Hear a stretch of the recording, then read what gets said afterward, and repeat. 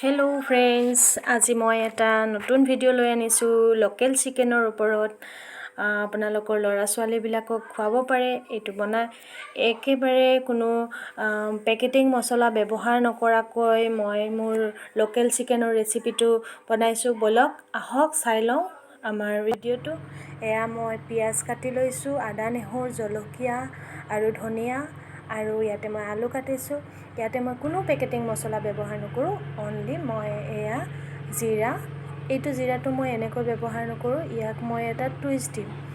এইটো মই এনেকৈ আদা নহৰুৰ লগত নিদিওঁ, ইয়াক মই মোৰ যিখন ৰুটি বনোৱা তাৱা হয়, তাৱাখনত মই তাক ড্ৰাই ফ্ৰাই কৰি ল'ম, আৰু যেতিয়ালৈ ৰঙা নহয় তেতিয়ালৈ ফ্ৰাই কৰিছোঁ। তাৰপিছত মই আদা নহৰুৰ লগত তাক মিক্স কৰি মাৰিলোঁ। এয়া মোৰ চিকেনখিনি পিঁয়াজৰ লগত ফ্ৰাই কৰিলোঁ। তাৰপিছত মই ইয়াতে আলুখিনি ঢালি দিলোঁ, যিটো মই আগতে ফ্ৰাই কৰি লৈছোঁ।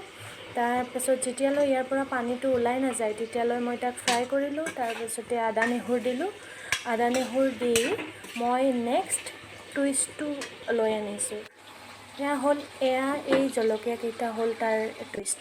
এইটো মই কি কৰিছোঁ, জুইত এনেকৈ পুৰি পেলাই মই চিকেনখিনি দি দিছোঁ, যাৰ কাৰণে মোৰ যিটো নৰ্মেল চিকেন হয়, আদা নহৰু দি পেলাই বনোৱা চিকেন হয়, তাৰ টেষ্টটো পূৰা কমপ্লিটলি মানে চেঞ্জ কৰি দিয়ে।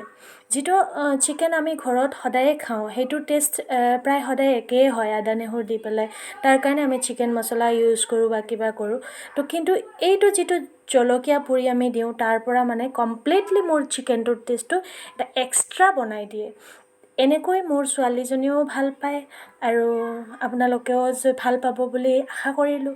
আপোনালোকে এনেকৈ বনাই খাই চাব, তাৰপাছত মোক কমেণ্ট কৰিব, আৰু ভিডিঅ'টো যদি ভাল পালে তেতিয়াহ'লে লাইক কৰিব, কমেণ্ট কৰিব।